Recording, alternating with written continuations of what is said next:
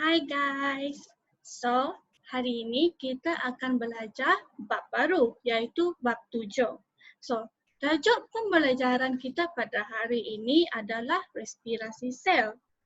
Hari ini kita akan belajar tentang respirasi sel. Dan saya yakin mesti awak semua pernah dengar istilah respirasi, betul tak? So, untuk hari ini kita akan belajar dua subtopik iaitu subtopik 7.1 penghasilan tenaga melalui respirasi sel. Standard pembelajaran kita adalah mewajarkan keperluan tenaga dalam proses metabolisme, mengenal pasti substrat utama dalam penghasilan tenaga dan menjenaraikan jenis respirasi sel iaitu ada 3, respirasi aerob, respirasi anaerob dan fermentasi. Subtopik yang seterusnya adalah 7.2 iaitu respirasi aerob. Standard pembelajaran kita untuk subtopik ini adalah mengkonsepsikan penghasilan tenaga daripada glukosa semasa respirasi aerob dalam sel dan menulis persamaan perkataan bagi respirasi aerob dalam sel. Okay, sebelum kita mula, kita imbas kembali apa itu anabolisme dan katabolisme. Okay. Kita pernah belajar dua istilah ini dalam bab 4 yang sebelumnya. Jadi, apa itu katabolisme dan anabolisme? Okay. Anabolisme dan katabolisme adalah proses tindak balas yang melibatkan tenaga. Anabolisme menggunakan tenaga, manakala katabolisme pula membebaskan tenaga. This means itu bermaksud semasa dalam anabolisme, tenaga akan digunakan, manakala dalam katabolisme pula tenaga akan dibebaskan. So, proses tersebut tadi kita boleh jumpa dalam respirasi sel. Jadi, apa itu respirasi sel? Respirasi sel adalah proses pengoksidaan molekul organik melalui beberapa peringkat bagi membebaskan tenaga. Jadi maksudnya di sini adalah molekul organik tersebut dia dioksida melalui beberapa peringkat dan pada peringkat yang terakhir ia akan membebaskan tenaga. Dan itulah yang dimaksudkan oleh respirasi sel. So, kita tahu setiap tindak balas metabolisme memerlukan substrat. So, apa substrat utama dalam respirasi sel? Jadi, substrat utama dalam respirasi sel adalah glukosa. Adakah anda semua masih ingat tentang glukosa? Okay. Kita tahu bahawa glukosa adalah salah satu contoh gula ringkas iaitu monosakarida. So daripada itu, kita boleh tahu bahawa glukosa adalah daripada sumber karbohidrat. Jadi, kenapa kita menggunakan glukosa? Kita menggunakan glukosa kerana terdapat tenaga kimia yang dalam glukosa itu dibebaskan untuk menghasilkan tenaga yang diperlukan oleh sel. Jadi dalam glukosa terdapat tenaga kimia and then tenaga kimia itu akan dibebaskan untuk menghasilkan tenaga yang sel kita perlukan. So, macam mana hidupan seperti manusia, haiwan dan tumbuh-tumbuhan melakukan respirasi sel? Tadi kita telah belajar bahawa respirasi sel memerlukan glukosa untuk proses tersebut. Jadi, macam mana haiwan dan tumbuh-tumbuhan boleh memperolehi glukosa? Di dalam manusia dan haiwan, glukosa diperoleh melalui pencernaan karbohidrat daripada makanan yang dimakan. Contohnya awak makan nasi, awak makan bijirin, itu adalah sumber-sumber karbohidrat yang awak ambil dan daripada di situ kita boleh perolehi glukosa. Okay. Dalam tumbuh-tumbuhan pula, glukosa boleh dihasilkan melalui proses fotosintesis. Jadi, tenaga cahaya diperangkap oleh klorofil dan itu akan membolehkan proses fotosintesis untuk berlaku. Dan proses fotosintesis akan melakukan akan menghasilkan glukosa. Okey, terdapat dua jenis respirasi sel, iaitu respirasi aerob dan respirasi anaerob. So, saya yakin korang pernah dengar tentang respirasi aerob dan respirasi anaerob. Jadi, respirasi aerob berlaku dalam kehadiran oksigen, manakala respirasi anaerob berlaku tanpa kehadiran oksigen. Kelas. So, ini bermakna dalam respirasi anaerob, walaupun tiada oksigen, respirasi sel masih lagi boleh berlaku.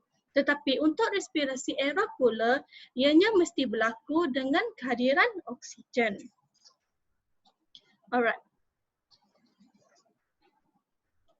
So, apa itu respirasi aerob?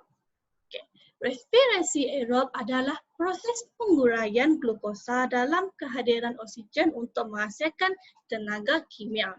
Baiklah, tenaga kimia yang kita bincangkan di sini adalah tenaga ATP. Jadi secara ringkasnya, respirasi aerob bermaksud glukosa akan diuraikan dengan bantuan oksigen untuk menghasilkan tenaga ATP pada akhir proses. Jadi, kenapa kita guna oksigen? Kenapa kita tak guna hidrogen? Kenapa kita tak guna karbon? Kita menggunakan oksigen kerana oksigen akan mengoksidakan glukosa bagi menghasilkan karbon dioksida, air, tenaga, dan itu adalah hasil-hasil daripada pengoksidaan glukosa tersebut. Seperti yang awak lihat, karbon dioksida, air dan tenaga. Tenaga tadi merupakan tenaga ATP. Alright. So, sekarang ni saya nak tunjukkan keseluruhan proses pengoksidaan glukosa yang telah diringkaskan seperti ini. Okay. Awak boleh lihat di sini glukosa ditambah dengan oksigen akan menghasilkan karbon dioksida, air dan tenaga. So, di bawah ni awak boleh lihat persamaan perkataan proses tersebut. Glukosa tambah dengan OH akan menjadi CO2, H2O dan ATP. Okey, bagaimana proses ini boleh berlaku? Jadi, untuk proses ini kita akan melihat daripada 4 aspek, iaitu lokasi, proses, reaktan dan produk. Okey. Dalam respirasi aerob, proses bermula dengan proses glikolisis. Okay. Glikolisis berlaku di dalam sitoplasma. Tadi kita dah belajar bahawa respirasi sel memerlukan glukosa, kan? So, dalam proses glikolisis, reaktan yang kita perlukan adalah glukosa. Jadi dengan adanya kehadiran oksigen juga, produk yang terhasil selepas itu adalah pyruvate. Jadi pyruvate adalah molekul penting yang akan digunakan untuk proses seterusnya, iaitu dalam pengoksidaan pyruvate. Okay. Proses pengoksidaan pyruvate ini berlaku dalam mitokondrian. Tadi kita dalam proses glikolisis kita telah menghasilkan pyruvate. Sekarang ni pyruvate tersebut akan digunakan dekat proses seterusnya sebagai reaktan. Jadi proses ini akan berlaku dalam proses seperti kitaran Krebs ataupun rantai pengangkutan elektron. So semua proses ini pada akhirnya akan menghasilkan karbon dioksida, air dan produk utama kita iaitu tenaga ATP. So, ini merupakan keseluruhan proses yang membolehkan proses pengoksidaan glukosa seperti ini berlaku. So, tadi kita boleh lihat glukosa dengan oksigen akan menjadi karbon dioksida, air dan tenaga melalui proses yang kita bincang tadi seperti glikolisis dan pengoksidaan pyruvate. Okay. Sekarang kita nak belajar apa itu ATP? Tadi kita asyik sebut tenaga ATP. Tapi kita perlu tahu apa itu ATP. Jadi ATP ialah adenosina trifosfat iaitu molekul tenaga yang terhasil dalam respirasi sel. Okey, bagaimana ATP boleh terbentuk? Jadi, ATP terbentuk apabila kumpulan fosfat tak organik ditambahkan kepada adenosina difosfat. Awak boleh lihat dekat sini, ADP dia bergabung dengan fosfat dan menghasilkan tenaga ATP. Namun begitu, tenaga ATP mempunyai ikatan fosfat yang lemah.